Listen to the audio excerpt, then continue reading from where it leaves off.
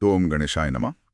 तो आज की इस गहराई से की जाने वाली चर्चा में सभी का स्वागत है। बिल्कुल, सभी श्रोताओं का स्वागत है। क्या हो अगर मैं कहूं कि जिन राक्षसों का वध भगवान गणेश करते हैं, हाँ, जो हम बचपन से पौराणिक कहानियों में सुनते आ रहे हैं। बिल्कुल वही।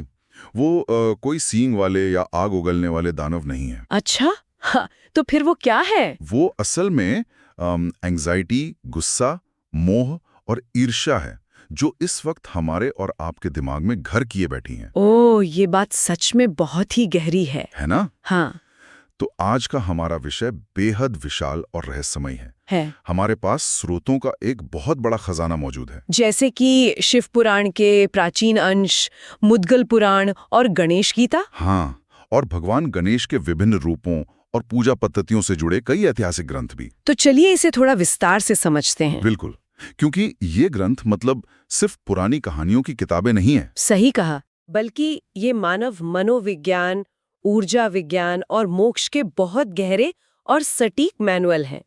और मुझे लगता है कि इस उलझन को सुलझाने के लिए शुरुआत वहीं से करनी चाहिए जहां से सब कुछ शुरू हुआ, यानी ब्रह्मांड की उत्पत्ति से। हाँ, जब मैं शिव पुराण के इन अंशों को देख रहा था तो एक बात ने मुझे बहुत चौंकाया। कौन सी बात? ब्रह्मांड की शुरुआत का जो प्रसंग है वो ब्रह्मा और विष्णु के बीच एक अहंकार के टकराव से शुरू होता है। मतलब सृष्टि के रचयिता और पालक के बीच ही एक ईगो क्लैश हो गया। सोचिए, एक बात समझ नहीं आती, क्या देवताओं के बीच इस तरह के अहंकार के युद्ध से ब्रह्मांड की उत्पत्ति का कोई सीधा संबंध है? यही तो इस पूरी कहानी का सबसे बड़ा पेच है। हाँ, मैं समझाती हूँ। हाँ प्लीज। ये सिर्फ दो देवताओं के लड़ने की कहानी नहीं है। ये बताता है कि अहंकार वो सबसे पहली चीज है जो चेतना को सीमित करती है। तो फिर इस ईगो को तोड़ा कैसे गया? सार उनके इस विवाद को शांत करने के लिए भगवान शिव एक अनंत अग्निस्तंभ के रूप में प्रकट हुए। एक ज्योतिर्लिंग। बिल्कुल, एक ऐसा ज्योतिर्लिंग जिसका न कोई आदि था न कोई अंत। ब्रह्मा और विष्णु दोनों उसका छोर ढूंढने निकले, पर असफल रहे। अरे वाह, अगर इसे आज के नजरिए से देखें तो ये मुझे बिल्कुल बिग बैंग की तरह लगता है। हाँ, विज्ञान भी तो कुछ ऐसा ही कहता है। बिल्कुल, जैसे विज्ञान कहता है कि सब कुछ एक अनंत ऊर्जा के बिंदु से शुरू हुआ, वैसे ही ये अग्नि स्तंभ ब्रह्मांड का वो सिंगुलरिटी पॉइंट लगता है, जहां आकर अहंकार शून्य हो जाता है। हाँ, क्योंकि जब आप अनंत के सामने खड़े होते हैं तो आपका मैं अपने आप खत्म हो जाता है। ये बहुत ही सटीक उपमा दी आपने। और दिलचस्प बात यह है कि स्रोत बताते हैं कि इसी अग्निस्तंभ से ओम की उत्पत्ति हुई। शिव के 5 मुखों से ना? हाँ, अकार, उकार, मकार, बिंदु और नाद।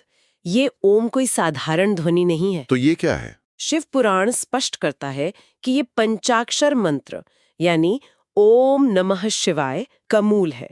इसे भव सागर पार करने की नौका कहा गया है। मतलब ये सीधे शिव और शक्ति के एक होने का प्रतीक है। बिल्कुल सही। ठीक है, तो ओम और ये अग्निस्तंभ हमें ब्रह्मांड की एक बहुत कॉस्मिक तस्वीर दिखाते हैं। हाँ, एक बहुत बड़ा नजरिया। लेकिन सच कहूं तो एक आम इंसान के लिए जो रोज ऑफिस के तनाव से जूझ रहा है, इस सिंगुलैरिटी से खुद को जोड़ना मुश्किल है। मैं समझ सकती हूँ, रोजमर्रा की भागदौड़ में ये थोड़ा दार्शनिक लग सकता है। तो अगर शिव ब्रह्मांड के सबसे बड़े सत्य हैं, तो मानव मन की इन छोटी छोटी उलझनों और आंतरिक राक्षसों का क्या, ये कैसे सुलझेंगे? और यहीं पर पूरी तस्वीर में भगवान गणेश का प्रवेश होता है। अच्छा। हाँ, शिव अगर उस अनंत ब्रह्मांड का निर्गुण सत्य है, तो गणेश उस सत्य को हमारे मनोवैज्ञानिक जीवन में उतारने वाले सगुण देवता हैं। जैसे मुद्गल पुराण में गणेश जी के 8 मुख्य अवतारों का जो वर्णन है। बिल्कुल, और ये अवतार किसी बाहरी राक्षस को मारने के लिए नहीं हुए थे, बल्कि हमारे भीतर के राक्षसों को वश में करने के लिए। जब मैंने ये हिस्सा पढ़ा तो मेरा दिमाग सच में घूम गया। ऐसा क्या पढ़ लिया आपने? जिन राक्षसों का इसमें जिक्र है वे असल में हमारी अपनी कमजोरियां हैं, जैसे उनका वक्रतुंड रूप जो ईर्ष्या का नाश करता है। हाँ, मथुरासुरगा। वक्रतुंड मतलब जिनकी सूंड मुड़ी हुई होती है। लेकिन एक बात बताइए, सूंड का मुड़ा होना और ईर्ष्या का क्या संबंध है? संबंध बहुत गहरा है। ईर्ष्या एक ऐसी भावना है जो कभी सीधी नहीं होती। ओह, मतलब ये मन में टेढ़े-मेढ़े रास्तों से आती है। बिल्कुल, वक्रतुंड रूप बताता है कि अध्यात्म और बुराइयों से लड़ने का रास्ता कभी सीधा या लीनियर नहीं होता। आपको लचीला होना पड़ता है। हाँ, इसी तरह उनका एक दंत रूप आता है जो मदासुर यानी अहंकार का नाश करता है। एक दांत किस बात का प्रतीक है? इस बात का कि सत्य एक ही है, द्वैत ही अहंकार को जन्म देता है। क्या बात है। और इसके आगे के 2 रूप तो और भी दिलचस्प लगे मुझे। महोदर और लंबोदर। हाँ, महोदर रूप जो मोह को निगल जाता है और लंबोदर रूप जो क्रोध को हजम कर लेता है। ताकि वो किसी बुरे कर्म में ना बदल सके। तो जब हम क्रोध को निगलने की बात करते हैं तो क्या ये आज के आधुनिक मनोविज्ञान की इमोशनल रेगुलेशन तकनीक नहीं है? बिल्कुल है। हम अक्सर गुस्से को या तो दबा देते हैं या किसी पर निकाल देते हैं। लेकिन लंबोदर हमें उस गुस्से को अपने भीतर पचा लेना सिखा रहे हैं। इसे ऐसे सोचिए, मनोविज्ञान भी कहता है कि भावनाएं ऊर्जा हैं, उन्हें नष्ट नहीं किया जा सकता। उन्हें सिर्फ एक रूप से दूसरे रूप में बदला जा सकता है। इसीलिए ग्रंथों में भगवान गणेश को विघ्नेश्वर कहा गया है। लोग सोचते हैं कि वो सिर्फ बाधाएं हटाते हैं। लेकिन रहस्य ये है कि वो बाधाएं पैदा भी करते हैं। हाँ, हमारा अहंकार तोड़ने के लिए। कई बार गणेश जी इन राक्षसों को मारते नहीं हैं, बल्कि उनका अहंकार तोड़कर उन्हें अपना भक्त या वाहन बना लेते हैं। वो हमारी कमियों को खत्म नहीं करते, बल्कि उन्हें दिशा देकर ताकत बना देते हैं। ये तो एक बहुत बड़ा आहा मोमेंट है। देखो, बुराइयों को मारना नहीं है, कंट्रोल करना है। सही कहा आपने। अब अगर हम मान लें कि गणेश जी हमारी आंतरिक ऊर्जा को नियंत्रित करते हैं, जी, तो हम भौतिक रूप से उस ऊर्जा से कैसे जुड़ते हैं? मूर्तियों की बनावट और सूंड की दिशा के विज्ञान के जरिए। मैंने देखा कि स्रोतों में गणेश जी के 32 रूपों का वर्णन है। हाँ, बाल गणपति, सिद्ध गणपति वगैरह। लेकिन सबसे महत्वपूर्ण सूंड की दिशा है। ये हमारी नाड़ियों के विज्ञान पर आधारित है। तो 3 मुख्य दिशाएं हैं। जी, पहली है वाममुखी, यानी बाईं ओर घूमी हुई सूंड। जो इड़ा नाड़ी से जुड़ी है। ये चंद्रमा और ठंडक का प्रतीक है। घरों में आमतौर पर यही मूर्ति रखी जाती है ना? बिल्कुल, क्योंकि ये शांति और समृद्धि लाती है। दूसरी है दक्षिणाभिमुखी, यानी दाईं ओर की सूंड। इसे पिंगला नाड़ी से जोड़ा गया है, जो सूर्य और अग्नि का प्रतीक है। इसे ही सिद्धि विनायक कहते हैं। ये मोक्ष के लिए है। और तीसरी है सुषुम्ना, जिसकी सूंड एकदम सीधी होती है। ये दुर्लभ है और पूर्ण समाधि या कुंडलिनी का प्रतीक है। ये पूरा विज्ञान मुझे किसी पुराने रेडियो के डायल को घुमाने जैसा लग रहा है। वो कैसे? मतलब अगर आपको घर की शांति की फ्रीक्वेंसी चाहिए तो बाईं सूंड वाला कूल चैनल लगाएं, हाँ हाँ, बिल्कुल। और अगर मोक्ष का उग्र चैनल चाहिए तो दाईं सूंड वाला सोलर चैनल। लेकिन मैंने सुना है कि दाईं सूंड वाले गणेश जी के नियम बहुत सख्त होते हैं। आपकी रेडियो डायल वाली उपमा से ही समझाती हूँ। दाईं सूंड यानी सूर्य ऊर्जा एक हाई वोल्टेज करंट की तरह है। ओह, तो अगर हाई वोल्टेज उपकरण को बिना एडाप्टर के लगा दिया तो शॉर्ट सर्किट होना तय है।